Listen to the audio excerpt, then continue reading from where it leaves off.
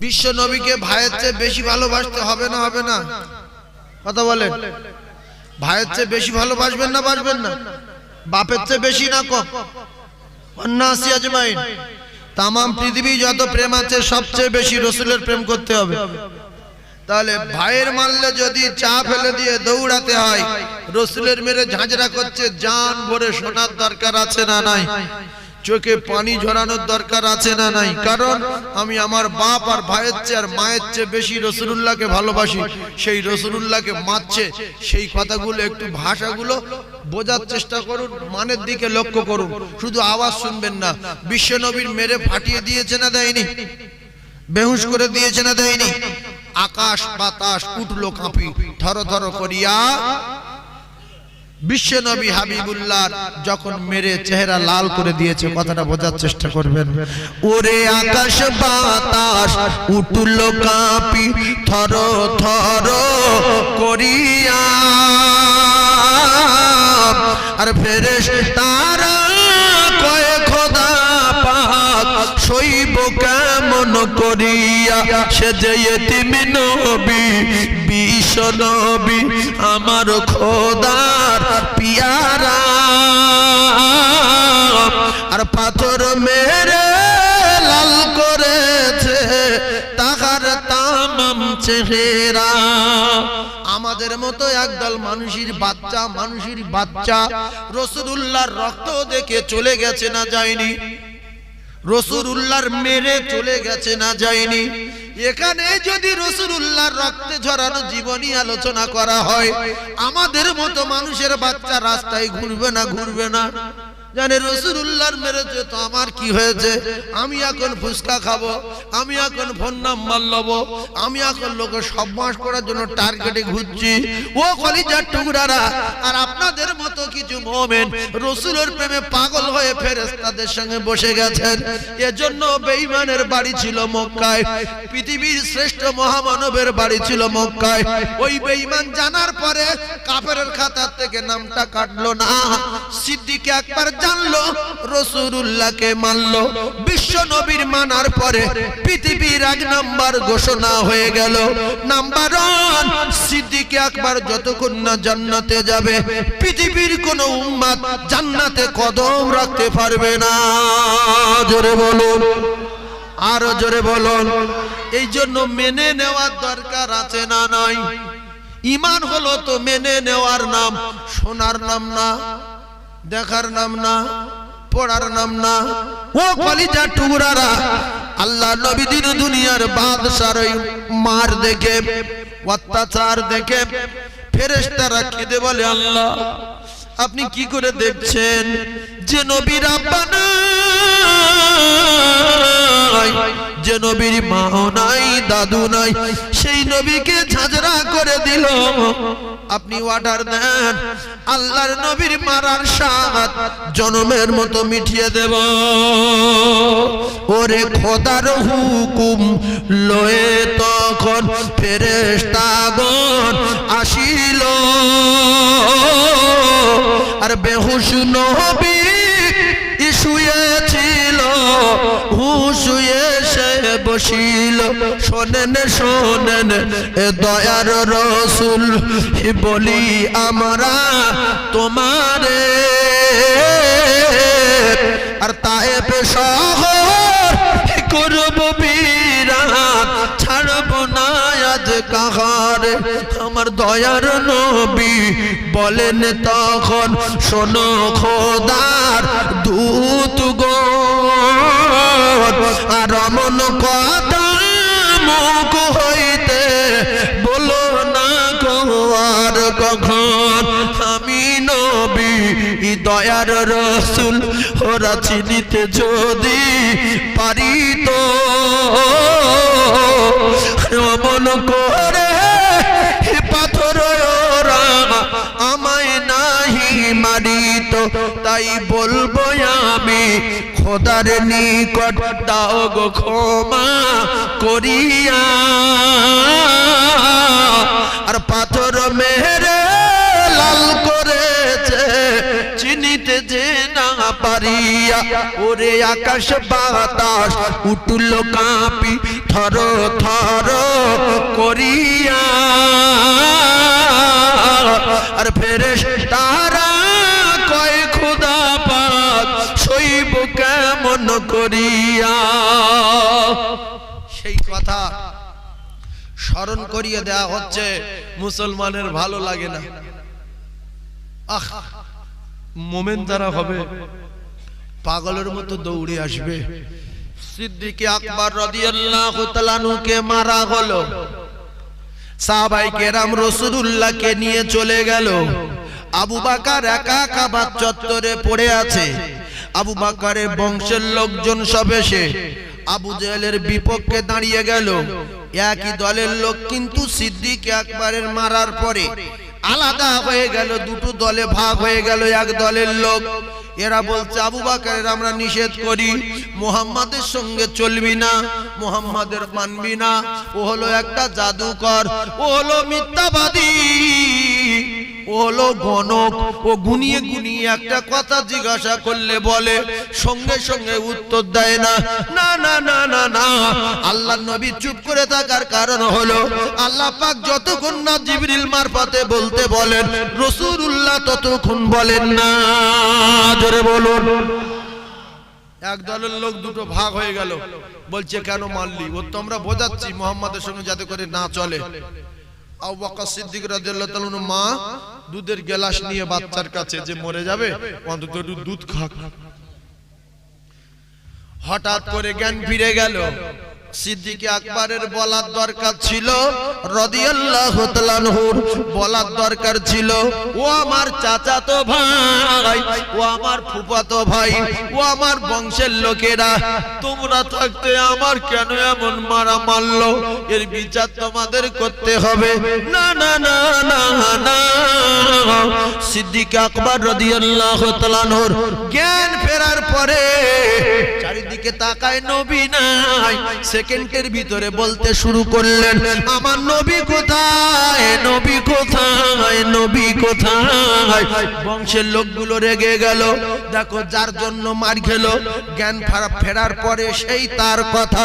ও মুসলমানেরা, যুবকেরা, জওয়ানেরা, এই মুহাব্বত, এই ভালোবাসায় আমার আল্লাহ রাজি আর খুশি হয়ে গেছে।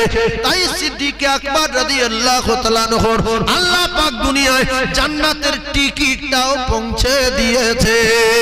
জোরে বলুন।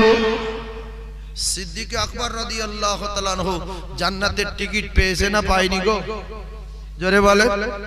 পেয়েছে। কারণ তোমার আর টেনশন নাই যে কবরে হিসাব দিতে হবে, কবরে কি হবে না হবে, কোনো চিন্তা করো না।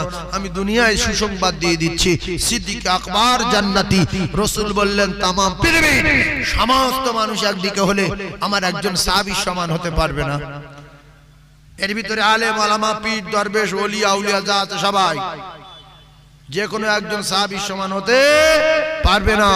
আর তামাম পৃথিবীর সব সাহাবী একদিকে হলে একজন আবু বকর হতে পারবে না। আর তামাম পৃথিবীর সমস্ত নবী একদিকে হলে একজন মুহাম্মদুর রাসূলুল্লাহ হওয়া যাবে না। সব নবীদের ইমাম, সব নবীদের নেতা, সব নবীদের সরদার, সমস্ত নবীদের শিক্ষক। ইন্নামা বুইসতু মুআল্লিমান। একবার জোরে বলা যাবে না সুবহানাল্লাহ? আর একটু চিল্লে বলবেন না সুবহানাল্লাহ? আল্লাহ পাক আপনাদের এই বসার বিনিময় আমি গুনাহগার দোয়া চাই, আপনাদের প্রত্যেককে জান্নাতুল ফিরদাউস দেন। বলেন আমিন। জোরে বলেন আল্লাহুম্মা আমিন। আপনাদের একটু চাঙ্গা হতে হবে। গত রাত্রে 3.5 ঘন্টা মতো ওয়াজ করেছি। মাওলানা ইয়াকুব সাহেব হুজুরের মাদ্রাসা বসিরহাটে, ভবানীপুরে। ওখান থেকে আবার দুপুরবেলা আল্লামা পীর ওমর হুজুর কেবলার সঙ্গে ছিলাম এই পীরগাছায় উত্তর বারাসাত পীরগাছা তেঁতুলিয়া মাদ্রাসার পাশে। আমার টাইম ছিল 10টা থেকে 12টা। আর হুজুরের আমার পরে নামাজের পরে হুজুর কেবলা উঠেছেন, আমি চলে এসেছি। আবার ওখান থেকে এখানে সবচেয়ে প্রবলেম হচ্ছে না ঘুমালে গলা ছাড়ে না, বুকটুক ব্যথা হয়ে যায়। তো সেজন্য আপনারা দোয়া করেন, সুবহানাল্লাহ জোরে বলবেন, আল্লাহু আকবার জোরে বলবেন, দরুদ শরীফ জোরে পড়বেন নিজের জন্য। কার জন্য পড়বেন?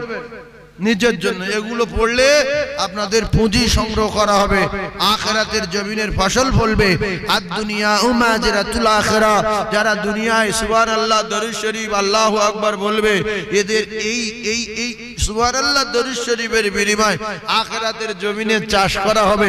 দুনিয়াটা হলো আখিরাতের খেতিবাড়ি, এখান থেকে যদি চাষ না করতে পারি তাহলে সে জায়গায় আমরা ফসল পাবো না। ভাইজান আমার বাবাদিরা, সোনার চাঁদেরা, আর দুনিয়া মাজরাতুল আখিরা, দুনিয়া হলো আখিরাতের চাষবাড়ি। এখানে যেগুলো করে রেখে যাব, একটা এমনি করে যত আমল করে যাব, একটা দুনিয়ায় পড়ে থাকবে না।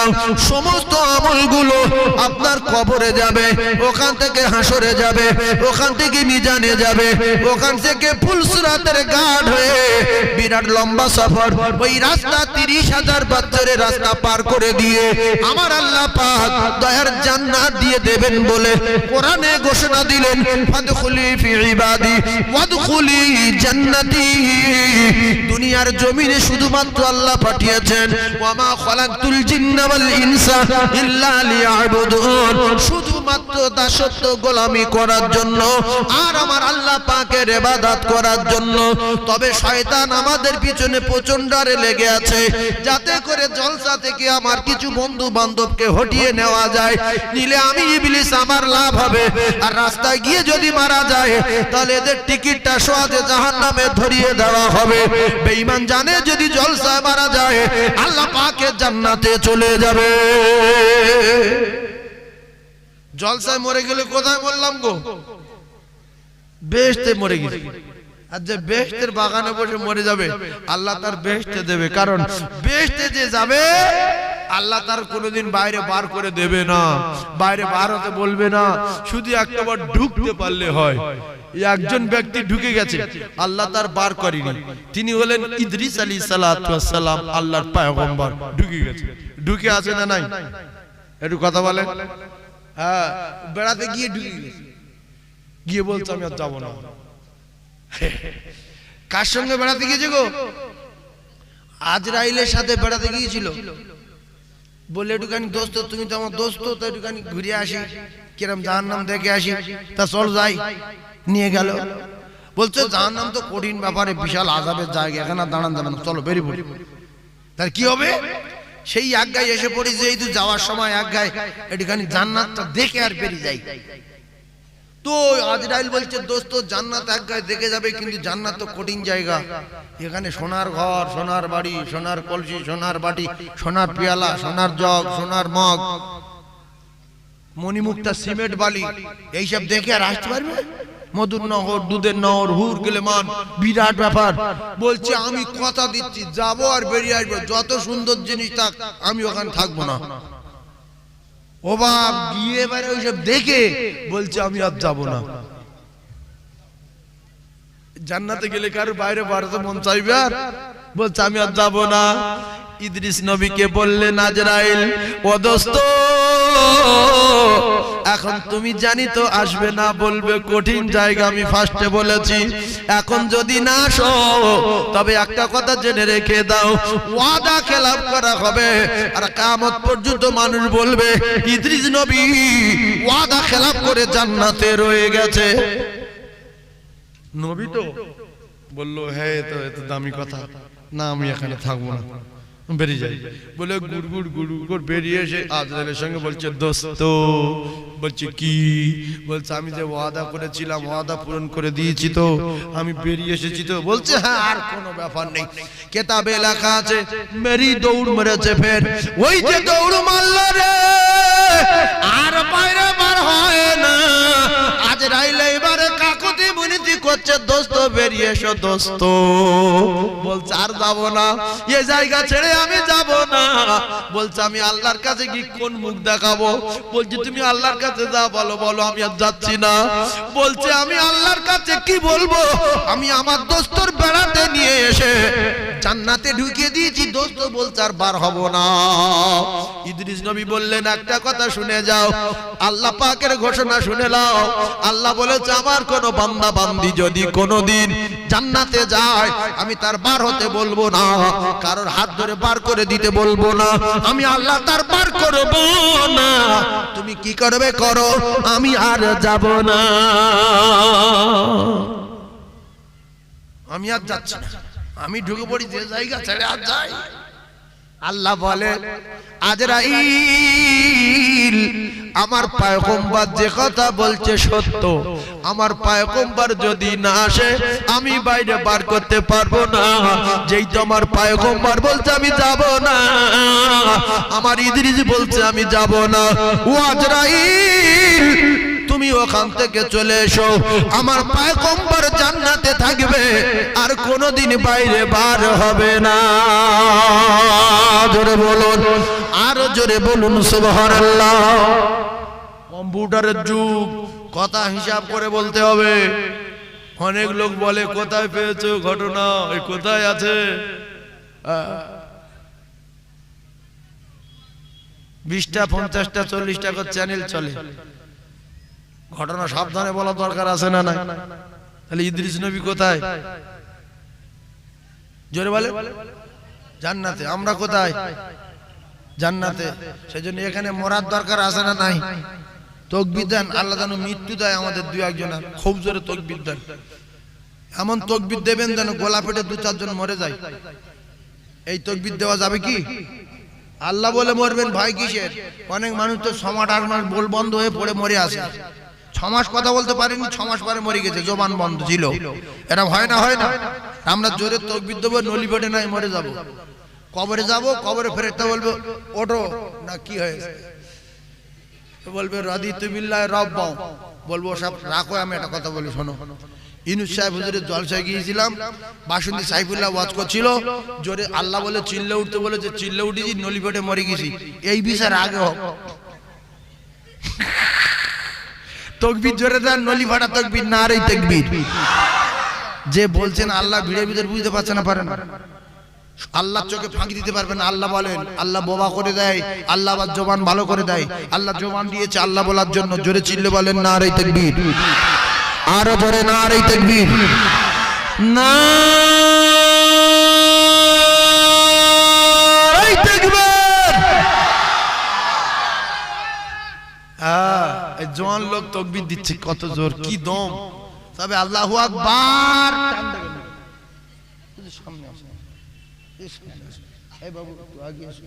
অনেকে বলে আল্লাহু আকবার, আল্লাহ কটা? 35টা না একটা? 12 টান দিলে মানে পাল্টে যাবে না? যাবে না জি? তাহলে আল্লাহু আকবার। পাগলা লোক নিয়ে আর কতদিন চলবো? জীবনে 12 টান দেবেন না। আল্লাহু আকবার কি বলবেন? আল্লাহু আকবার বলবেন না, ভুল হবে। আকবার তো গ্রামের লোকের নাম, সে আজানে ঢুকবে কেন? এই আকবার গ্রামের লোকের নাম আছে না? তাই আজানে আকবার নাই, আজানে আছে আকবার। আজানে কি আছে? আকবার। এই আকবারটা জানতে গেলে মাদ্রাসা ভর্তি হতে হবে। আকবার জানতে গেলে কোথায় ভর্তি হবে? মাদ্রাসায়। আর বাড়িতে নিজে নিজে শিখলে ওই আকবার বলবে, আকবার। আজানে আকবার আছে, কি আছে? আকবার। আল্লাহু আকবার মনে থাকবে, এরকম টান দিয়ে বলেন আল্লাহু আকবার। কেন? একটাই আল্লাহ বলতে হবে, আল্লাহ অনেকগুলো না। ফের বলেন নারে তাকবীর। আল্লাহু আকবার।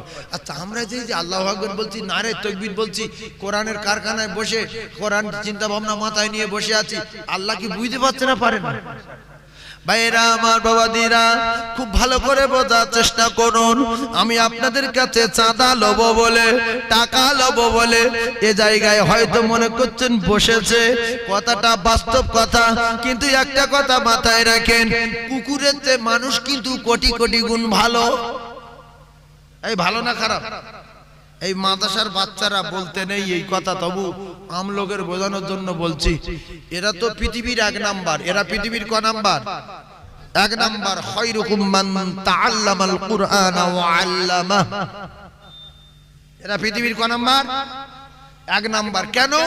এরা এদের ওস্তাদের কাছে যদি 24 ঘন্টার ভিতরে 1টা মিনিট কোরআন শেখে তো খায়রুকুম মান তাআল্লামাল কুরআনা ওয়া আল্লামাহুর অন্তর্ভুক্ত হয়ে যাবে। কথা বুঝতে পারেন? এখন এই ছেলেরা আর একটা কুকুরের বাচ্চা, এরা মানুষের বাচ্চা। এরা কার বাচ্চা? মানুষের বাচ্চা। আর একটা কুকুরের বাচ্চা। এখন এই মাদ্রাসায় মানুষের বাচ্চা আর গ্রামে কুকুরের বাচ্চা, কোন বাচ্চার দাম বেশি? একটু কথা বলেন। যারা চুপ করে আছে এদের টার্গেট কুকুরের বাচ্চা নাকি বলে? বাপ বলছে বিয়ে করবি, বিয়ে করবি, আর বিয়ে করবি। ও যখন হ্যাঁ না বলছে না, ও জামার ডেকেছে, বড় জামার, ছেলে রাজি আছে, ছেলে রাজি আছে। আমি বলতে চাচ্ছি যে মাদ্রাসার বাচ্চারা ভালো না কুকুরের বাচ্চা ভালো? কিছু মানুষ বলছে মাদ্রাসার, আর কিছু মানুষ চিন্তা ভাবনা করছে যে না, মনে হচ্ছে কুকুরের। তাহলে হ্যাঁ না বলে না কেন? সত্য কথায় সাক্ষ্য দেওয়ার দরকার আছে।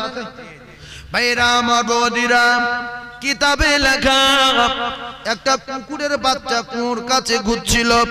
বুখারীর ভিতরে এসেছে, ওই কুত্তার বাচ্চাকে একটা নোংরা নারী, ও কলিজার টুকরারা, ক্ষুধার্ত কুকুর দেখে ওই নোংরা নারীর মাথায় ছিল ওড়না, পায়ে ছিল বুট জুতো, বুট জুতোই করে ওড়না, ওড়না বুট জুতোই বেঁধে কুয়োর ভিতরে ফেলে কুত্তাকে পানি খাইয়ে দিল। আমার আল্লাহ দেখে খুশিতে বাঘ বাঘ হয়ে ওই কুকীর্তি করা নারীটার বিগত জিন্দেগির গুনাহ মাফ করে দিয়ে আমার আল্লাহ তার বেগুনাহ মাসুম করে দিল। আজকের মাদ্রাসার বাচ্চাগুলো নিজের বাচ্চা ভেবে আমরা যদি একটু পানি পান করাই তাদের, আমরা যদি দুটো ভাত খাওয়াই তাদের, আপনাদের কাছে বিচার দিলাম, আল্লাহ কি আমাদের গুনাহ মাফ করে দেবে না?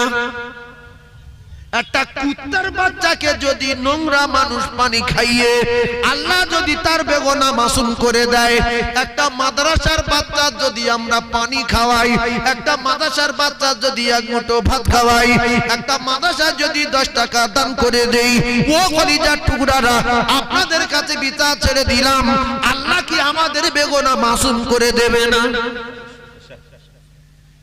এর বলা হয় ইল্লা মিন সাদাকাতিন জারিয়া। যারা মাদ্রাসায় 1 টাকা দেবে, শুধু দুনিয়ায় না, কবর থেকে শুরু হবে, হাসর থেকে শুরু হবে, মিজান থেকে শুরু হবে, ফুলসিরাত থেকে শুরু হবে, ডাইরেক্ট আল্লাহর জান্নাতে পৌঁছে যাবে। কোনোদিন কার বাপ আটকাতে পারবে না, ওই নেকি অটোমেটিক যাবে। এজন্য শয়তান অন্য অন্য জায়গায় দান করার জন্য সুযোগ করে দেয়, এখানে দান কর, এখানে দান কর, কিন্তু মাদ্রাসায় আর মসজিদে দিবি না। এ দানের গুতো কত আমি জানি, তুই কিন্তু জানিস না।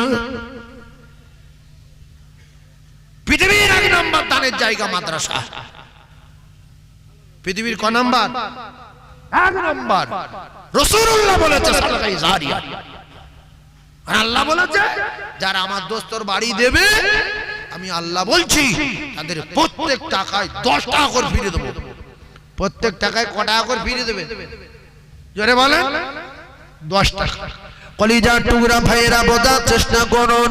আজকের যারা মাদ্রাসায় বাচ্চা কাচ্চা দিয়েছে, আমি একটা কথা বলি, রাগ করবেন না। অধিকাংশ মানুষ ভাবে মাদ্রাসায় পড়ানো পাগলা লোকের কাজ, মাদ্রাসায় পড়ানো মুখ্য লোকের কাজ, আলেম করা অজ্ঞ লোকের কাজ। সেজন্য সমাজের কিছু মানুষ দেখা যাচ্ছে, কিছু মানুষ নামাজ পড়া মনে করেছে গরিব লোকের কাজ, জলসা শোনা মনে করেছে গরিব লোকের কাজ। মাদ্রাসায় পড়তে দেবে কারা? গরিব লোক কাজ। যাদের জ্ঞান আছে, সম্মান আছে, দাম আছে, এরা অধিকাংশ দেখবেন এ সমস্ত জিনিস ভালোবাসে না। তাই আজান হলে মসজিদে যায় না, জলসা হলে মাহফিলে বসে না, নিজের ছেলেদেরকে মাদ্রাসায় দেয় না। এখানে এমপি ছেলে আছে, একটা আছে, এমএলএর বেটা আছে, আছে প্রফেসরের বেটা আছে, লয়ারের বেটা আছে, জজের ছেলে আছে, বড় ডক্টরের বেটা আছে, হুজুর ব্রেন বুদ্ধি আলাদা, ওরে এই কাঁচা কাজ করে, এ তো বাজে জিনিস। তবে একটা কথা শুনে রাখেন, ওই সমস্ত হাই হাই শিক্ষিত মানুষ, বড় বড় চাকরিজীবীদের মা বাপ যারা রাসূলুল্লাহর সম্মান রেখে, রাসূলুল্লাহর হাদিসের সম্মান রেখে, আল্লাহর কোরআনের সম্মান রেখে যারা নিজের সন্তানকে কোরআন শরীফটা শিখিয়ে দিয়েছে, এরা কিন্তু ডাক্তার হোক, মাস্টার হোক, লয়ার হোক, জজ হোক, উকিল হোক, প্রফেসর হোক, আইপিএস অফিসার হোক, এরা তামাম পৃথিবীর সমস্ত জায়গায় গিয়ে সম্মান পাবে না, পাবে না। জোরে বলেন, কিসের ওসিলায়? কোরআনের ওসিলায়। ডাক্তার সাহেব ইরাকে গেছে, ইরাকে গিয়ে দেখছে আমাদের ভারতে যে কোরআন শরীফ, ইরাকে সেই কোরআন শরীফ। ডাক্তার আসরের নামাজ পড়ে বলছে আউযু বিল্লাহি মিনাশ শাইতানির রাজিম, বিসমিল্লাহির রহমানির রহিম, আর রহমান আল্লামাল কুরআন খলাকাল ইনসানা আল্লামাহুল বায়ান। ইরাকের লোকগুলো বলছে বিশাল জ্ঞানী লোক কোরআন শরীফ পড়ছে। ওরা জিজ্ঞাসা করছে ইন্ডিয়া মানে তোমার আমার খুব ভালো লেগেছে, সত্যি তোমার তেলাওয়াত, ইন্ডিয়ান লোক এত সুন্দর তেলাওয়াত করতে পারে। হঠাৎ ডাক্তার ভারতে এক জায়গায় এসে গেছে প্লেন চড়ে, হঠাৎ দেখছে এক মসজিদে ইমাম নেই, ইমামের মা মারা গেছে। ডাক্তার দাঁড়িয়ে গেল মাগরিবের নামাজে, সুন্দর কেরাত পড়লো। ডাক্তারের সম্মান বাড়লো না কমলো? মাস্টারের সম্মান বাড়লো না কমলো? এই জন্য ডাক্তার ওই, মাস্টার ওই, লয়ার ওই, জজ ওই, উকিল ওই, ব্যারিস্টার ওই, যেই ওই, প্রত্যেকের ভিতরে কোরআন শরীফ রাখার দরকার আছে না নাই? কোরআন যেখানে সম্মান সেখানে। প্রত্যেকটা মসজিদের মহল্লার ইমাম সেই গ্রামের বাদশা। আর তামাম পৃথিবীর মসজিদ, তামাম পৃথিবীর সব লোক যেদিকে মুখ করে নামাজ পড়ে সেইটা হলো আল্লাহর কাবা। আর সেই আল্লাহর কাবার ইমাম একটা হাফেজ সাহেব, আব্দুর রহমান সুদাইস। হাফেজ সাহেব হলো তামাম পৃথিবীর বাদশা। তামাম পৃথিবী যত রাজা, যত বাদশা, যত নেতা যারা যাবে সব আব্দুর রহমানের পিছনে চুপ করে চুপচাপ মেরে দাঁড়িয়ে থাকবে। আব্দুর রহমান সুদাইস যখন হাঁটাতে বলবে তখন হাঁটাবে, যখন উঠতে বলবে তখন উঠবে। এর উল্টো পাল্টা যদি কেউ করে তার ঠিকানা জাহান্নাম। তার ঠিকানা কোথায়? জাহান্নাম। তাহলে সম্মান বাড়ার কারণটা কি? ভিতরে কোরআন ছিল বলে। আপনারা যে কজন বসে আছেন রাগ করবেন না, হয়তো কথা একটু চাঁড়ি হবে, রাগ করবেন না। চাঁড়ি কথা কি? আপনারা যারা বসে আছেন, অনেকের পাকা বাড়ি আছে, অনেকের গাড়ি আছে, অনেকের প্যারিশ করা আছে, পায়খানা মার্বেল দেওয়া আছে, কিন্তু কোরআন শরীফ জানে না। এটা জাতির লজ্জা। আছে না নাই? বলছে কাকা এত ভালো জামা, এত সুন্দর টুপি, গোরঘাট পর্যন্ত জামা, মাথায় এত সুন্দর টুপি, তা কোরআন শরীফ পড়তে পারো? না, জানি না। দোয়া কুনুত না, অত বুড়ি করো কেন তুমি? দোয়া কুনুত তোমার সঙ্গে লাভ কি? ও জানো তো আমি জানি না। হুড়ো মারছেন, হুড়ো মারছেন, কিন্তু দোয়া কুনুত না জানলে আপনি বেতের নামাজ পড়বেন কি বলে? সূরা ফাতিহা সহি না জানলে নামাজ পড়বেন কি করে? আল্লাহর কসম, রাসূলুল্লাহ বলেছে যারা মদিনায় যায়, আমার রওজার কাছে সালাম দেয়, কোরআন তেলাওয়াত করে, আমি তাদের গলার আওয়াজগুলো নিজে কানে শুনতে পাই। জোরে বলুন সুবহানাল্লাহ। এই জোরে বলেন না সুবহানাল্লাহ। তাহলে আমরা যারা টাকাওয়ালা, সম্পদওয়ালা, গাড়িওয়ালা, প্যারিশওয়ালা, পুট্টিওয়ালা, আমরা যদি মদিনায় যাই কোনদিন রাসূলুল্লাহর রওজার কাছে বসে একটু যদি কোরআন শরীফ পড়তে পারতাম, আমার জীবনটা ঠান্ডা হতো না? হতো না? জীবনটা ধন্য হতো না? হতো না? এরপরে আপনি আপনার বেটাকে এমএ করালেন, বিএড করালেন, আপনি আপনার বেটাকে বড় চাকরিজীবী বানিয়ে দিলেন, বিরাট চাকরি করে। ও কলিজার টুকরারা, ভালো করে বোঝার চেষ্টা করুন। আপনার মায়ের জানাজা, আপনার বাপের জানাজা ইমাম পড়াবে শর্ত না। আপনার মায়ের জানাজা ইমাম পড়াবে, মাওলানা পড়াবে, মুফতি সাহেব পড়াবে শর্ত না। শর্ত হলো মা বাপের জানাজা তার কলিজার টুকরা বেটা পড়াবে। সে ডাক্তার হোক আর মাস্টার হোক, আর যত বড় জজ হোক আর লয়ার হোক আর ব্যারিস্টার হোক, কলিজার টুকরা ভাইয়েরা বোঝার চেষ্টা করুন। সে যদি কোরআন শরীফ পড়তে পারে, 5 ওয়াক্ত নামাজি হয়, জানাজার নিয়ম কানুন জানে, ওই বেটা তার মা বাপের জানাজার ইমাম হবে। আমরা যে জীবন তৈরি করেছি, আজ পর্যন্ত কলেমা সহি বলতে পারিনি। রাসূলুল্লাহ মার খেলো কলেমার জন্য, কলিমা লা ইলাহা ইল্লাল্লাহ মুহাম্মাদুর রাসূলুল্লাহ সবকটা লফজ ভুল। মুহাম্মাদুর রাসূল হবে? আমরা সব রাসূল বলি, কেউ বলে রাসূলুল্লাহ, কেউ বলে রাসূলুল্লাহ, একটাও ঠিক না, সবকটা ভুল। শুধু টুপি আর এই 60 টাকার রুমাল, ও কলেমা জানো না, দোয়া কুনুত জানো না, তো কি জানো না? টাকা গুনতে পারি, ব্যবসা করতে পারি, ওজনে কম দিতে পারি, হ্যাঁ জল ঘরে মাছ চুরি করতে পারি, ইট সেবারে কিছু চুরি করেছিল রাস্তার খাওয়া বস্তা তারিখ লুকিয়ে রেখেছি। এইসব খুব বুদ্ধি আছে, বুদ্ধি করে কলেমাটা শিখে নেওয়ার দরকার আছে না নাই? যারা বলেন একবার শিখে নেন কলেমা লা ইলাহা ইল্লাল্লাহ মুহাম্মাদুর রাসূলুল্লাহ। ওই রয় আকার দেওয়া যাবে না, ওই রয় হসুকার দেওয়া যাবে না, শুধু র পড়তে হবে। লা ইলাহা ইল্লাল্লাহ মুহাম্মাদুর রাসূলুল্লাহ, রাসূলুল্লাহ র র র, শুধু বলবেন রাসূলুল্লাহ। শুধু কি বলবো? র। এটা শিখেলেন, কি বলবেন বলেন না? রাসূলুল্লাহ র। পুরবারিকের ব্যাপার আছে, মারুম মাজুলের ব্যাপার আছে, ও কলিজার টুকরা ভাইরা আমার, সেগুলো তো আপনাদের বোঝানো যাবে না। কোনটা মধ্যে মুত্তাসিল বলে, কোনটা মধ্যে মুনফাসিল বলে, কোনটা মধ্যে লাজিম কলবি মুসাকাল বলে, কোনটা মধ্যে লাজিম হারফি মুকাফা বলে, এগুলো আপনাদের 10 মিনিটে বোঝানো যাবে না। এই 2-4 বছর মাদ্রাসায় পড়তে হবে। মাওলানা পাস করার পরও কোরআন সহি পড়তে পারে না, হাফিজ কমপ্লিট করার পরও কোরআন সহি পড়া যায় না। কোরআন সহি পড়তে গেলে হেফজ করার পরে, মাওলানা হওয়ার পরে আবার এক্সট্রা 2-3 বছর পড়তে হয়। দুটো একটা বাপ ঘাম দেয়, আমার ছেলে মাধ্যমিক পাস করেছে, এত বেরেন, একা একা কোরআন শিখে নিয়েছে। মামুল লেখা বই একা একা শিখে নিয়েছে, বড় মামু লিখলো। আপনার ছেলে আল্লাহ কখন হয় আর আল্লাহ কখন হয় এইটা বলতে পারবো? শুধু আল্লাহ বলা শিখেছে। সেই জন্য মাদ্রাসায় শিখতে হবে তার ওস্তাদের কাছে। পড়াটা আলাদা আর শেখাটা আলাদা, পড়াটা আলাদা আর শেখাটা আলাদা। আপনাকে কেউ যদি সাঁতারের বই পড়িয়ে মুখস্থ করিয়ে দেয়, আপনি পুকুরে নামতে পারবেন? আরে হ্যাঁ না বলে না, কথা বোঝেন নাকি?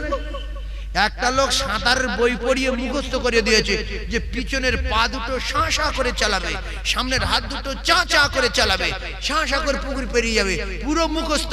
যেই পুকুরে লেবিয়ে দিয়েছে, ও ডুবে যাবে না যাবে না? কেন? ও তো বই মুখস্থ। সাঁতার কাটো, সাঁতার শিখতে হবে। সাঁতার পড়া আলাদা, সাঁতার শেখা আলাদা। একটা ডাক্তার লন্ডনে পড়েছে, 3 কোটি টাকা খরচ হয়েছে। সে যদি পড়ছে যে এরকম কাটতে হবে, শাঁ করে মারতে হবে, সেলাই করে দিতে হবে, আবার সরিয়ে দিতে হবে, পেটের ভিতরে নাড়িভুড়ি টেনে বার করতে হবে। ও লন্ডন থেকে এসে সঙ্গে সঙ্গে ওর সামনে যদি 4-5টা অপারেশন করার জন্য মানুষ ফেলে দেওয়া হয়, একটা ছুরি চালাতে পারবে? পারবে না। কারণ ও পড়েছে, এখন শেখেনি। শেখার জন্য 2-3 বছরের চিত্তরঞ্জনে কলকাতায় ঘুষি কাটতে হবে। 2-1 লোক আছে পড়ে নি, হাম বড়া হয়, হাম পান্ডা হয়, হাম শের হয়। আরে তুই তো সবে পড়িছিস, এবার শেখ। পড়ার পরে শেখার দরকার আছে না নাই? তাহলে সাঁতার পড়া আলাদা, সাঁতার শেখা আলাদা। এই সাঁতার শেখার জন্য ফের কারু সহযোগিতা নিতে হবে, কারু হেল্প মানে আপনার নিতে হবে। কারণ হয় একটা মোটা ধরতে হবে, না একটা কাঠ ধরতে হবে, আর না কারু আপনার পেটের তলে হাত দিয়ে চাকিয়ে ধরতে হবে। বললে মুখস্থ করে যেরকম ওইরকম পা চালা, পিছনে পা চালা, সামনে হাত চালা। ও একা একা নামলে ডুবে যাবে না, যাবে না। কথা বলেন। সেই জন্য প্রত্যেকটা জিনিস পড়া আলাদা, শেখা আলাদা, এটা মাথায় রাখতে হবে। আল্লাহ পাক আমাদের সঠিক বুঝ দান। সকলে জোরে বলুন আমিন। আর একবার চিল্লে বলেন আল্লাহুম্মা আমিন। আর একবার জোরে নারে তাকবীর, আর একবার জোরে নারে তাকবীর। নারে তাকবীর। আমি ওয়াজ করে একজনের পরিবর্তন করে দিতে পারবো না।